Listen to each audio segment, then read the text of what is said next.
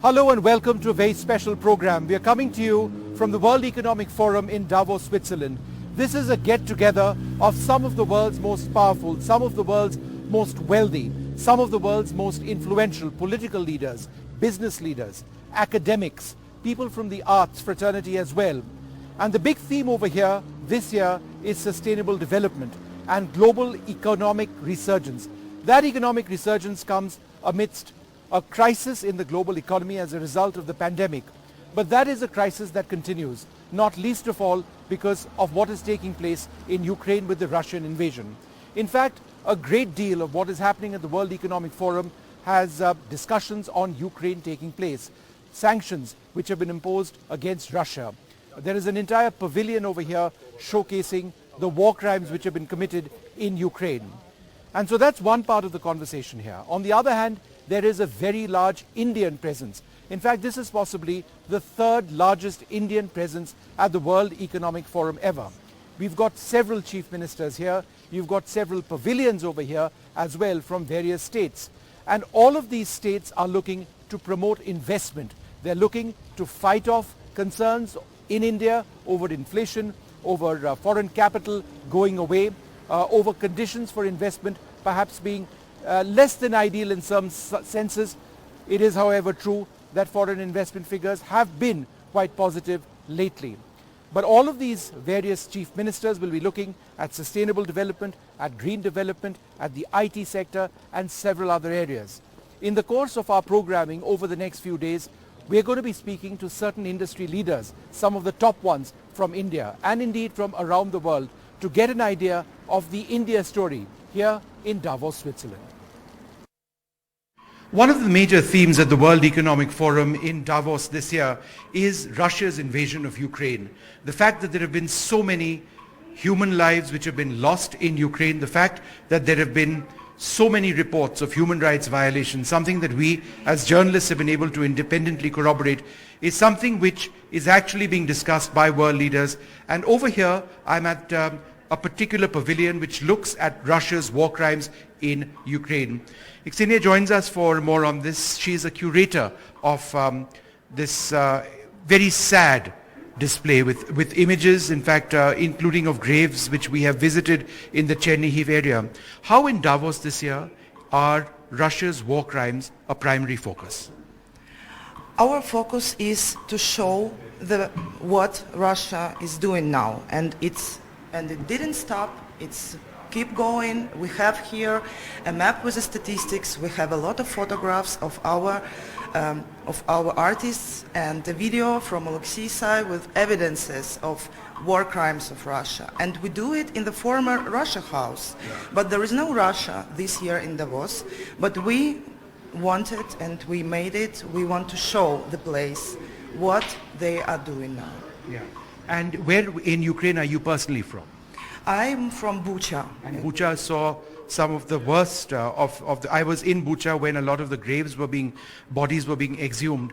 What was your family okay? Were they affected by this? Did they evacuate? Yes, I evacuated with my daughter on the third day of war. I didn't stay at Bucha, luckily, and that's why we are alive now.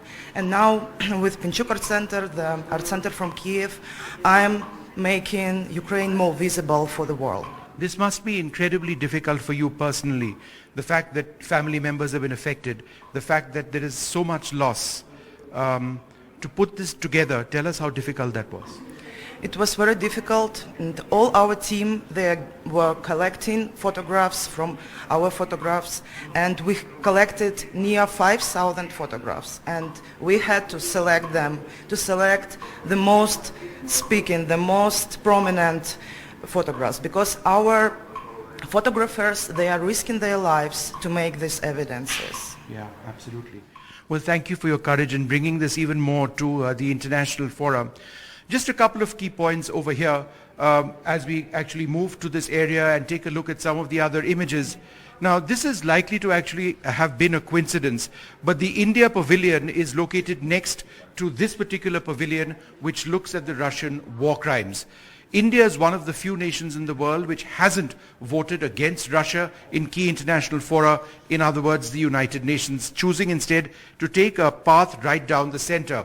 European leaders have always said India needs to do more. India says that our national policy is ours and we will be guided by self-interest. However, here is another interesting anecdote. The Ukraine House or the Ukraine Pavilion, which has been set up in Davos this year, has been set up by an Indian entrepreneur in Davos. Funding was difficult for the Ukrainian government this year. It was an Indian entrepreneur in Switzerland who chose to fund the completion of the Ukrainian Pavilion in Davos. In Davos, Switzerland, Vishnu Shom for NDTV. Well, among the many interesting companies from India over here in Davos 2022 is Misho. It's a company that operates in the e-commerce space. It's considered a startup even though they've been here around for about 7 odd years. It's one of the most interesting Indian companies that actually aims at bringing small retailers and bringing them into a larger market, giving them a much greater presence and using social media platforms to ensure that that happens. Vidit Atre joins us now, co-founder of Misho. Thanks very much for being with us. There is a lot of concern in the global economy now.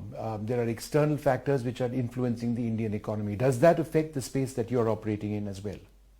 First of all, thank you, Vishnu, for this conversation. Great to be here and sharing the Misho story. I think before I answer that question, let me kind of take a couple of minutes explaining what Misho is for the audience that doesn't know much about it. So we are an e-commerce platform focused on bringing the small business economy in India online.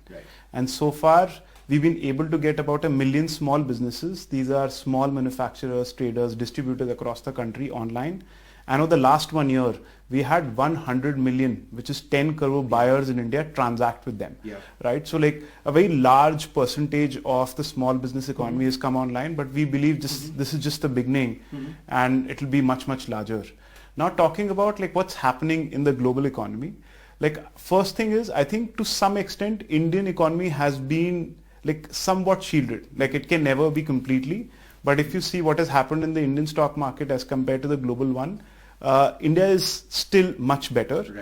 But concerns around inflation, etc., are happening in India. In India, we saw RBI raising some rates. So I'm saying some of these actions are happening, and it's going to impact the economy for sure.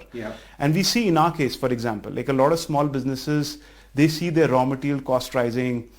We see like people spend a lot less when the inflation goes up, and they spend a lot more in things which are more non-discretionary like food and less in some of the other things. So there's definitely a lot of impact that's going to come. How much would that be? I'm not really sure. But what about concerns about layoffs? Because we've seen that in just the last couple of months now. Several companies, I believe Misho itself may have been impacted. Is that a matter of concern that you maybe grew at too fast a pace? Yeah, I would say like the market expectations have changed. So if you look at last year globally, like what market rewarded was growth, right? And now because of all the dynamics changing, like the cost of capital going up, now people reward profitability a lot more, right? So suddenly like you have these thousands of companies who have to change their direction really fast because the market expectations change. And because of that, some of these things are bound to happen. They're sad. Like you're not prepared because your plan was focused on how do you keep growing 3, 4, 5x year on year. And now suddenly you want to make positive EBITDA. So I think those goals changing kind of bring some of this. I believe it has just started. It will happen a lot more in the ecosystem. And this is the time when all companies have to come together and help these people. So are you trying to consolidate in terms of your own business? Realize that perhaps your initial expectations were unrealistic, at least in the present post-COVID context.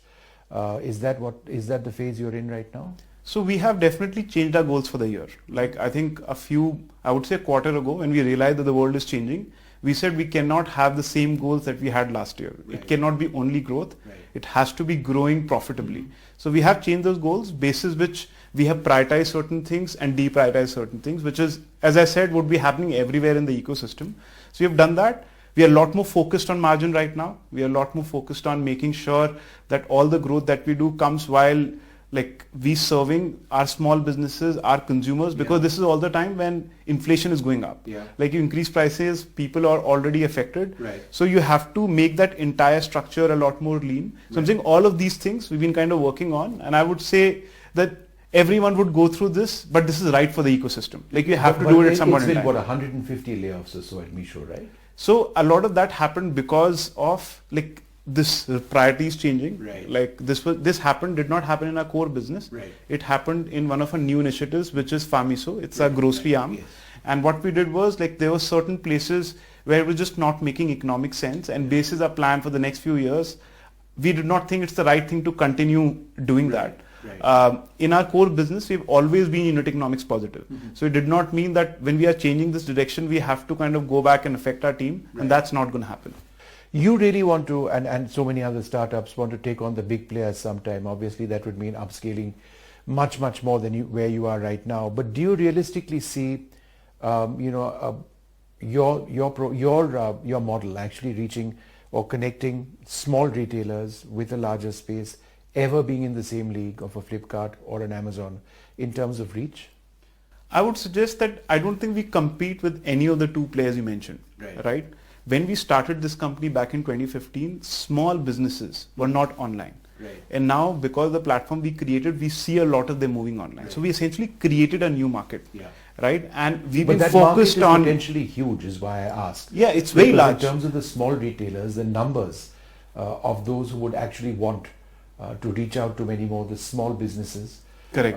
the numbers are phenomenal, which is why when I ask, about potentially having a reach similar to, say, Amazon or Flipkart in India, is that not something you aspire for? Yeah, again, I don't think Is we it look at realistic? any of the companies and we say these are benchmarks for us. I would suggest today, because the small business economy in India is much larger. By the way, 85% of all retail in India is small business led. So it is a much, much larger market. And I would say because of that, our reach beyond the metros is much, much higher than any other player. Yeah. But this is a new market. Yeah. Like these businesses were not selling online before. These consumers were not buying because the small businesses they buy from were not online before. So we've created a new market, and that's why we don't consider any of them competition. Sure. Now, you are also apparently going to join the government-backed Open Network for Digital Commerce to create Misho Mall, right? What's that all about? So I would say like some of this is like hearsay. We would definitely partner with ONDC. So ONDC is very, very close to our mission. It is also trying to help small businesses come online, and we will work with them and say what can we do for the next few million small businesses to come online. If we can do it together, it's going to accelerate our journey, getting closer and closer to our vision. So we're kind of becoming a part of that. Misho Mall, I think, is like a very speculative thing. We've been discussing how do we bring some of the larger small businesses across the country reach consumers as well. And these are local brands, right? So this is what we are focused on. And it is still aligned with our core mission. I don't think we are deviating at all from there. So that's why I'm saying I don't know how these two things have been put together to create some news before us. But these are two different things we are doing, and again aligned to our mission of digitizing the small business economy in India. And what brings you to Davos? I think this is like a great place for us to kind of connect with lots of people who are very relevant to us, right? So you look at a lot of people from the government are here, and we want to kind of tell them the Misho story because what is going to happen in the policy around small businesses like is very, very vital to the ecosystem and the mission that I talked about. So this gives us a forum to kind of meet a lot of them together. This is also a great place for us to kind of meet a lot of global investors that you don't catch up with like very often. So that's another thing. And third is like some of the larger companies are here. Like these are like management folks or the CEOs of companies that we want to learn from. So it's a great place to also learn, get mentorship. So it's like my first time, and I'm super excited here to kind of meet a lot of them, learn from them. And this is just getting started today. Well, good luck to you and all the very best. Thank you so much. Excellent opportunities for you over here, and it's a promising model. Let's hope that it is sized correctly, and going forward the future is exceptional. Thanks very much for being with us. Thank you so Thanks. much.